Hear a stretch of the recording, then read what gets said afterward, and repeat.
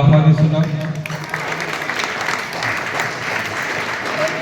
అలాగే ఈ కార్యక్రమానికి స్పెషల్ ఆఫీసర్గా ఉన్న సార్ని కూడా వేదిక మరి ఈ కార్యక్రమాన్ని ప్రతి ఒక్కరిని హృదయపూర్వకంగా పాత్రికేయులకి, తల్లిదండ్రులకి, విద్యార్థులకు మీద మాత్రమే ఒక ప్లేట్ ని విద్యార్థుల మీద మనం చేయిస్తాము. దయచేసి విద్యార్థులందరూ నిలబడి గట్టిగా మీరు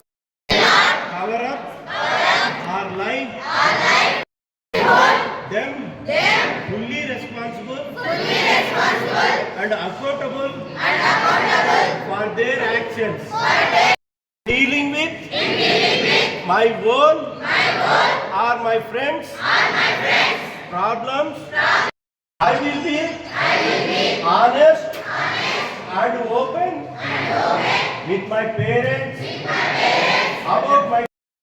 I will work with others to help spread the truth.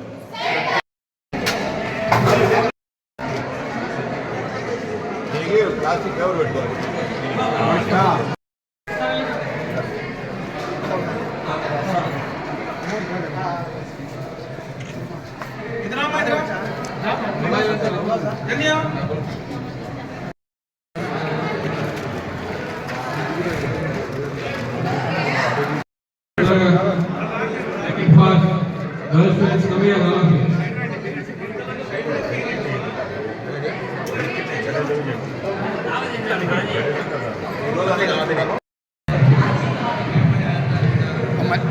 Mic ఆపేయమని పేరు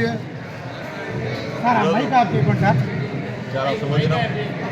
రాష్ట్రంలో ఉన్న 475 ప్రభుత్వ జూనియర్ కళాశాలలో విద్యార్థులందరికీ మధ్యాహ్న భోజన పథకాన్ని ప్రారంభించడం జరిగింది. డొక్కా సీతమ్మ మధ్యాహ్న భోజన పథకం ఇంతవరకు ఉన్నత పాఠశాలల వరకే ఉండేది. ఈ ఎన్డీఏ ప్రభుత్వం వచ్చిన తర్వాత, నారా లోకేష్ బాబు గారు విద్యాశాఖ మంత్రి అయిన తర్వాత ఈ రాష్ట్రంలో ప్రభుత్వ జూనియర్ కళాశాలలో విద్యార్థులు ఎదుర్కొంటున్న సమస్య ఆయన దృష్టికి పోయినప్పుడు ఆయన స్పందించి ఈ పథకాన్ని ఈ జనవరి 4వ తేదీ నుంచి ప్రారంభించడం జరిగింది. 2019 కంటే ముందు కూడా, అంటే చంద్రబాబు నాయుడు గారు ముఖ్యమంత్రిగా ఉన్న సమయంలో ఈ ఇంటర్మీడియట్లో కళాశాలలో కూడా మధ్యాహ్న భోజన పథకం ఉండేది.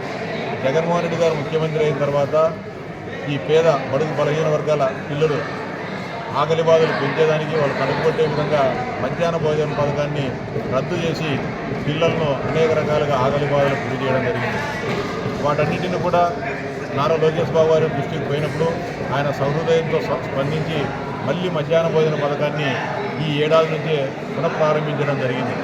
అంతేకాకుండా పిల్లలు ఈ ప్రభుత్వ కళాశాలలో చదివే వారంతా కూడా పేద బడుగు బలహీన వర్గాలకు సంబంధించిన పిల్లలు పుస్తకాలు కొనాలన్నా, నోట్ బుక్లు కొనాలన్నా, బ్యాగు కొనాలన్నా కూడా వేలాది రూపాయలు ఖర్చు అయ్యే పరిస్థితిలో ఎన్డీఏ ప్రభుత్వం అధికారంలోకి వచ్చిన వెంటనే ప్రతి ఒక్క విద్యార్థికి ఇంటర్మీడియట్ చదివే వాళ్ళందరికీ కూడా పాఠ్య పుస్తకాలు, అదేవిధంగా నోటు పుస్తకాలు, అదేవిధంగా బ్యాగులు కూడా ఉచితంగా ఇవ్వడం జరిగింది.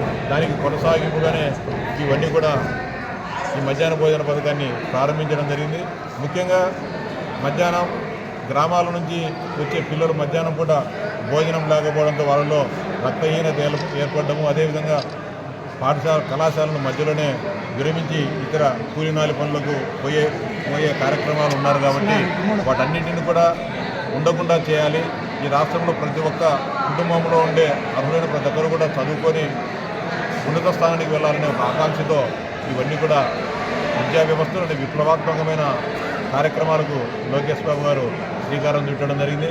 అంతేకాకుండా వేంపల్లె జూనియర్ కళాశాల ఈ భవనాలకు కూడా దీన్ని కట్టినారు, కానీ దీనికి కావాల్సిన ఇన్ఫ్రాస్ట్రక్చర్ లేని పరిస్థితుల్లో గతంలో నేను ఈ పాఠశాలకు వచ్చినప్పుడు ల్యాబులు ఇవన్నీ దాంట్లో ఎక్విప్మెంట్ కావాలని చెప్పినప్పుడు జిల్లా కలెక్టర్ గారి దృష్టికి తీసుకుపోయి 15 లక్షలు మంజూరు చేయించి వాటన్నిటిని కూడా ఫుల్ ఫ్లెడ్గా ఇప్పుడు ఎక్కడ కూడా విద్యార్థులకు వారి చదువుకు ఆటంకం కలగకుండా అన్ని సౌకర్యాలు కూడా ఏర్పాటు చేయడం జరిగింది.